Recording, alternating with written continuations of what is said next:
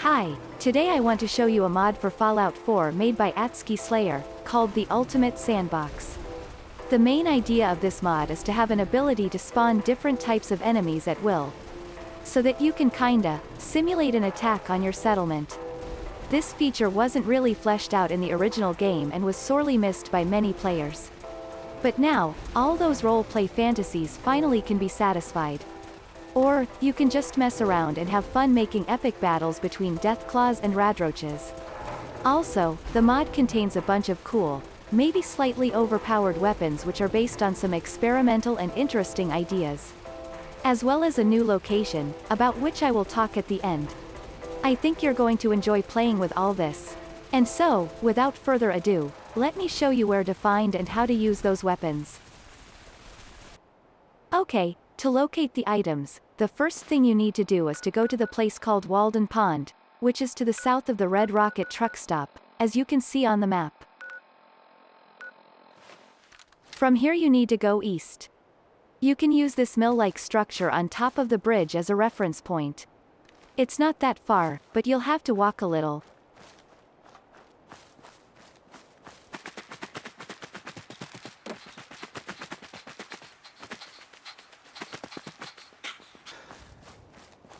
Eventually, you should see the shack belonging to some merchant with a bunch of cats in it. Here in the doghouse you'll see these 3 duffel bags and a couple of ammo boxes. In the central bag you'll find the main guns called QT-9000, which basically shoots with all kinds of NPCs and creatures. I will demonstrate it in a bit. Next we have a bag of experimental grenades and another one with guns which are purely for fun. Weapons in this mod use special types of ammunition, so don't forget to grab those. And now, let me show you in details how they all work. First, the QT-9000 guns. As you can see, there are quite a few of them. They are all labeled by a name of the enemy they spawn, followed by a special type, where clean means that after death, enemies immediately disappear in a satisfying burst of blood, and normal means that they will leave their corpses with loot exactly as any other regular NPC or creature. The clean versions are really meant just to alleviate stress from the GPU. Finally, there is a fire mode, single shot, or burst. Okay, to demonstrate this, I'm going to shoot a burst of clean ghouls, a burst of normal raiders and a couple of clean rad scorpions. And we'll watch what happens.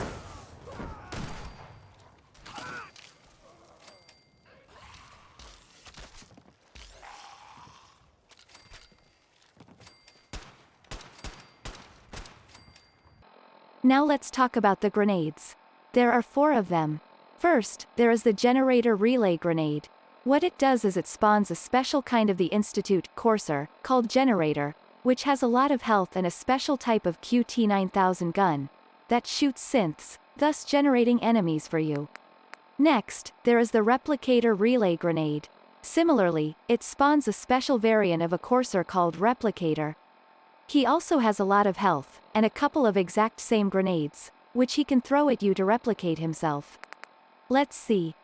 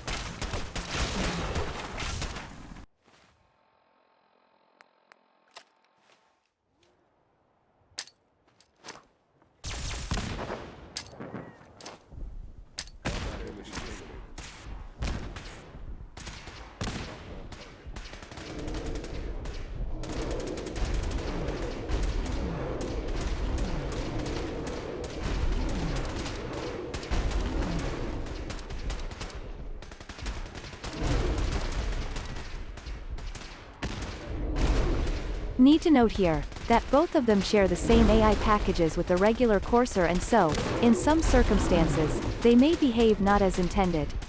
For example, the generator may pick up other weapon and switch to it, if he decides to, or in case of the replicator, he may never throw the grenades in close quarters.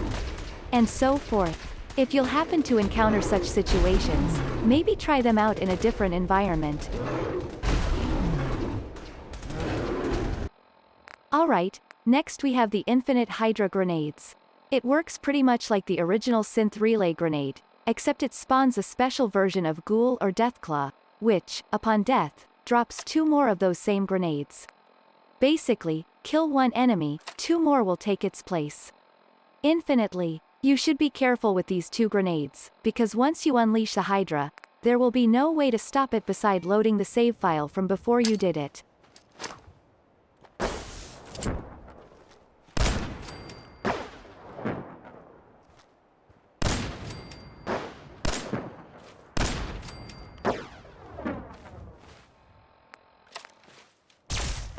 Let's do this.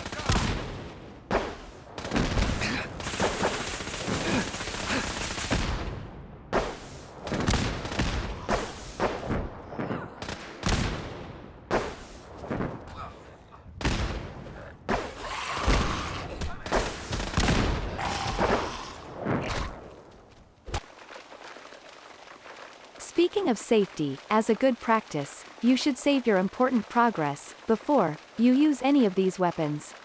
As you can observe, the sheer number of enemies that you can spawn might eventually crush the game. Don't kid yourself, at some point you are most certainly going to go too far, and push the poor memory system of the game beyond its limits.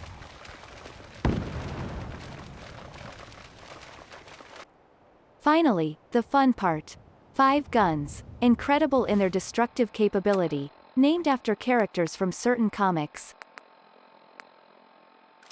The Beyonder fires a barrage of projectiles with a ballistic trajectory that explode on impact.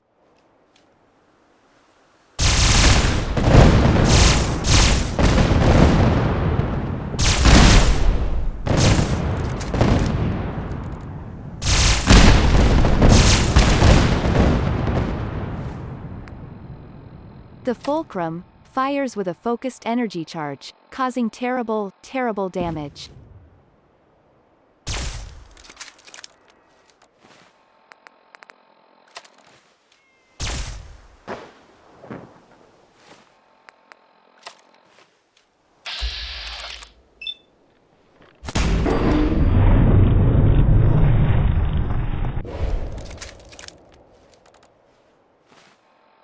The Living Tribunal fires with a powerful laser beam that ignites a small thermonuclear explosion.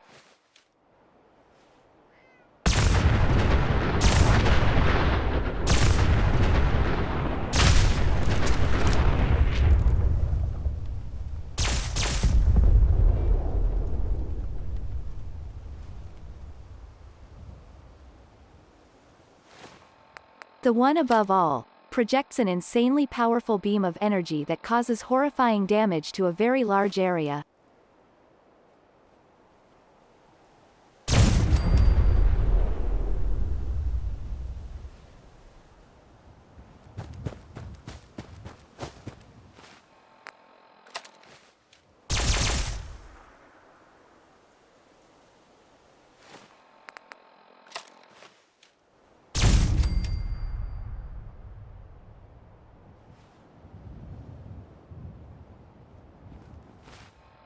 The Protégé shoots a firework-like projectile which separates to many parts in mid-air, only to rush back to the ground with a devastating energy explosions.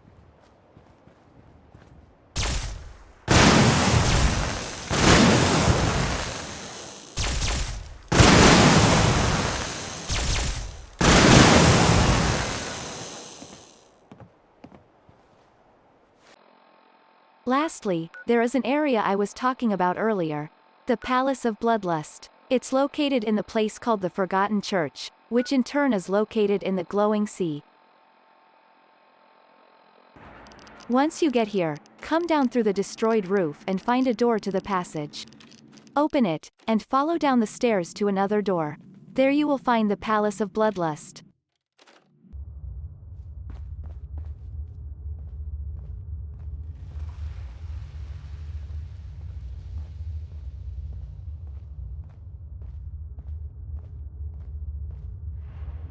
The place is fully nav-meshed, so you can bring your companions with you. Also you can activate building mode in there. It's a contained environment where you can try all these weapons, experiment and have fun, without worrying about polluting the main world with a bunch of corpses.